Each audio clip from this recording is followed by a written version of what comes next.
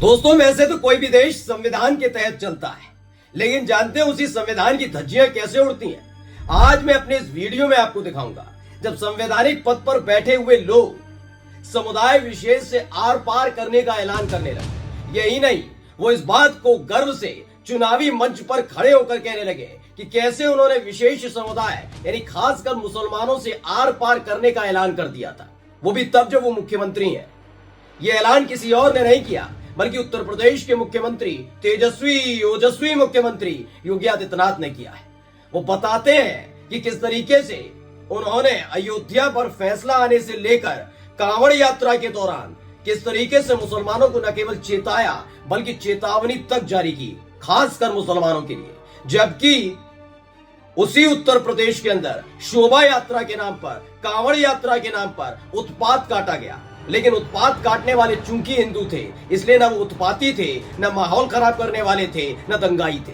लेकिन मुसलमानों को ठीक करने का ऐलान उत्तर प्रदेश के मुख्यमंत्री कर रहे थे। आज मैं पूरी खबर आपको दिखाने जा रहा हूं। नमस्कार, मैं हूं प्रज्वल गौतम और आप देख रहे हैं द हिंदुस्तान पोस्ट। मैं बार बार कहता हूं कि अगर हिंदुवादी संगठन की तरफ से या मुस्लिम समाज का कोई संगठन हो, उनकी तरफ से अगर इस तरह की भाषा शैली का इस्तेमाल किया जाए तो समझा जा सकता है कि वो अपना अपना रोजगार चला रहे हैं, दिहाड़ी मजदूरों की तरह। मैं खोलकर बोलता हूं, दिहाड़ी मजदूरों की तरह, क्योंकि उनका काम ही है नफरत फैलाना, गंदगी उगलना। लेकिन जब संवैधानिक पद पर बैठे हुए लोग ही इस तरह की शब्दावली सिर्फ इसलिए इस्तेमाल करें क्योंकि वो सत्ता में आ जाए, तो जी हां, यही योगी आदित्यनाथ ने इस बार किया है। पहले भी प्रधानमंत्री कर चुके हैं, जब मुसलमानों के लिए घुसपैठ, ये ज्यादा बच्चे पैदा करने वाले जैसी शब्दावली का इस्तेमाल किया था। और अब देखिए, मुख्यमंत्री योगी आदित्यनाथ ने इसी शब्दावली का इस्तेमाल किया। पहले एक ही जगह की दो अलग अलग उनके बयान सुनाऊंगा, कैसे उन्होंने अयोध्या पर जब फैसला आ रहा था उसको लेकर विशेष समुदाय को टारगेट किया। पहले सुनिए। अयोध्या में राम मंदिर का विवाद जब न्यायालय में था, तब ये पत्थरबाज कहते थे कि अगर अयोध्या का फैसला हुआ तो खून की नदियां बहेंगी। हमने कहा वे गफलत में हो।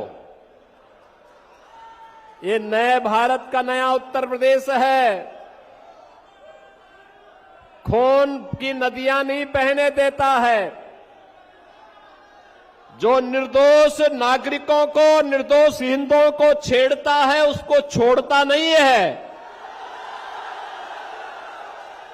और बहनों और भाइयों, आज आप देखते होंगे यूपी में नो कर्फ्यू, नो दंगा,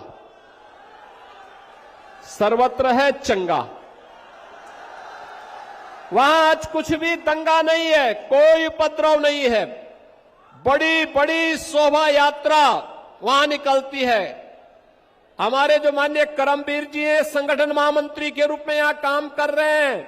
ये इससे पहले यूपी में ही संगठन महामंत्री के रूप में काम करते थे और पश्चिमी उत्तर प्रदेश से आते हैं। वहां पर 4 करोड़ लोग कांवड़ यात्रा में भाग लेते हैं। 4 करोड़ लोग।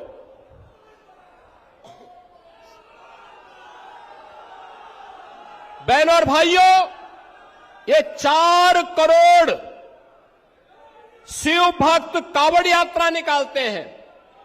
याद करिए, 2017 के पहले सरकारें नहीं निकालने देती थी, और जैसे हम लोग आए, हमने कहा भी कांवड़ यात्रा तो हम निकालने देंगे। लोगों ने कहा दंगा हो जाएगा। हमने कहा एक बार आर पार हो ही जाए, देखा जाएगा। तो हो सकता है कुछ लोग कहें इसमें उन्होंने पत्थरबाजों का जिक्र किया, उन्होंने तो कहीं मुसलमानों का जिक्र नहीं किया। बिल्कुल ठीक कहा आपने।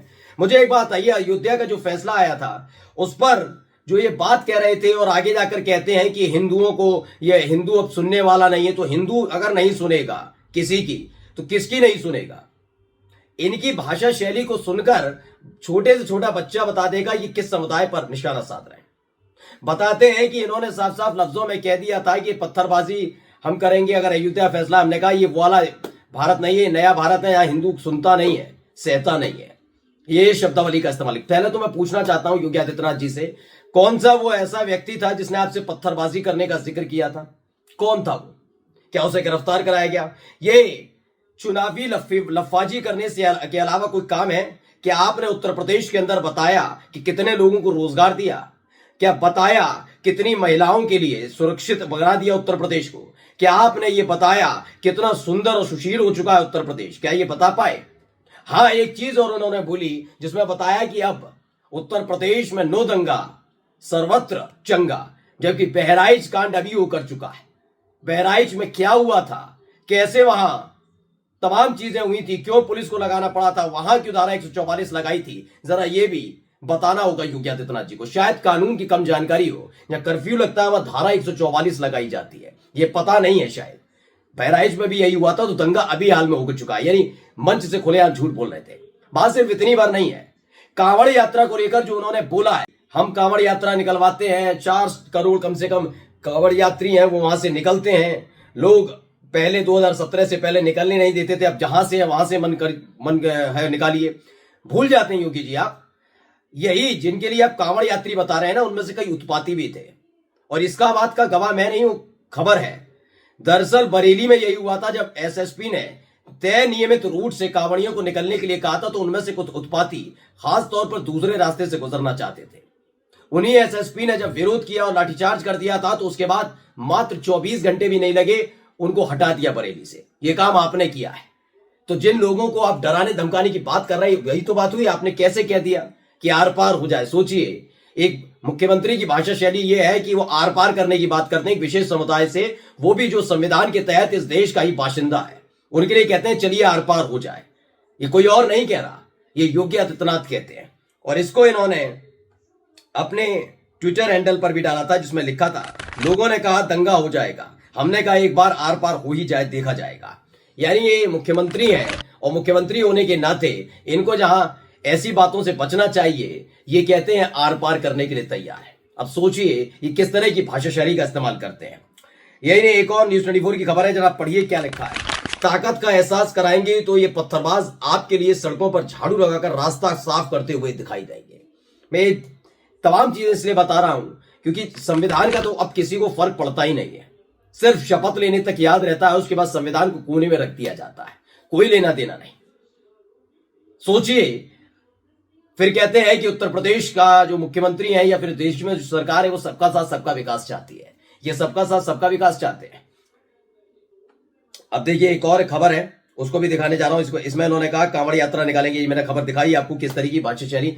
मैं बार बार दिखाने और बताने की कोशिश कर रहा हूं कि कैसे कैसे फैसले उत्तर प्रदेश के अंदर लिए जाते हैं, और यहां पर बीजेपी के अंदर दौड़ लगी है कि कौन सबसे ज्यादा मुसलमानों के खिलाफ बोल पाएगा, गंदगी उगल पाएगा। मैं कैसे कह रहा हूं बताता हूं। पहले तो आपको याद होगा मुजफ्फरनगर में कांवड़ यात्रा निकल रही थी, हिंदू कौन है मुसलमान कौन है, ये दुकानदारों से कह दिया गया था कि अपना अपना बोर्ड लगा दीजिएगा।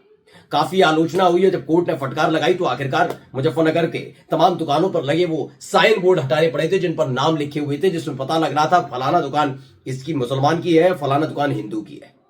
इसी देश के अंदर मैंने कहा ना, संविधान की कोई चिंता नहीं है, और खासकर बीजेपी के नेताओं को। मैं फिर बार बार कह रहा हूं कि अगर यही काम कोई हिंदूवादी संगठन का या फिर कोई मुस्लिम संगठन का व्यक्ति करे तो मैं समझ सकता हूं कि उनका काम ही यही है। लेकिन जिनको खुद रोजगार मिला हुआ है, जिनकी जिम्मेदारी है, ये सबके लिए एक सवाल सोचा जाए। क्योंकि जब बात आती है ना, इनसे इंटरव्यू लिया जाता है, तो ये कहते हैं कि जाकर देखिए गोरक्षपीठ धाम में वहां मुसलमानों की भी दुकानें हैं। फिर ये बताते हैं कि हमने मुसलमानों के लिए इतना किया। तो आप ये सब तो कर रहे हैं, लेकिन आपकी भाषा शैली ये भी बताती है कि जब कोई बात होती है तो कैसे मुसलमानों को टारगेट पर लिया जाता है, कैसे आप झूठ बोलते हैं। तिरंगा यात्रा के दौरान कासगंज में क्या हुआ कोई भूला नहीं है, बहराइच में क्या हुआ कोई भूला नहीं है, अलग अलग जगह किस तरीके से दंगे होते रहे कोई भूला नहीं है। लेकिन चाहे आप केंद्र की सरकार से पूछ लीजिए, वो कहते हैं कोई आतंकी घटना घटी नहीं।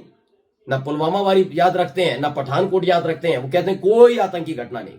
ऐसे ही ये अपने आप का खुद का गुणगान करते हुए नजर आते हैं, कहते हैं कोई दंगा हुआ ही नहीं। बिल्कुल सही कहा, कोई दंगा नहीं हुआ, क्योंकि सारे के सारे दंगाई तो वही हैं जो भगवा झंडा लेकर किसी मुस्लिम परिवार के घर पर चढ़ जाते हैं, मुस्लिम बस्ती में घुस जाते हैं, चढ़ जाते हैं मस्जिद पर। ये सारे के सारे तो वही हैं।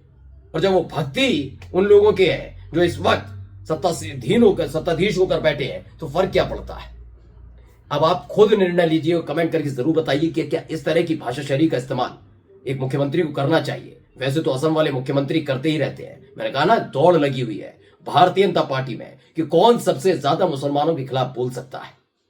कोई इतना बोलता है, दूसरा आता है उससे ज्यादा बोलता है, तीसरा आता है वो उससे ज्यादा बोलता है, और यही प्रतियोगिता भारतीय जनता पार्टी में लगी है। नमस्कार।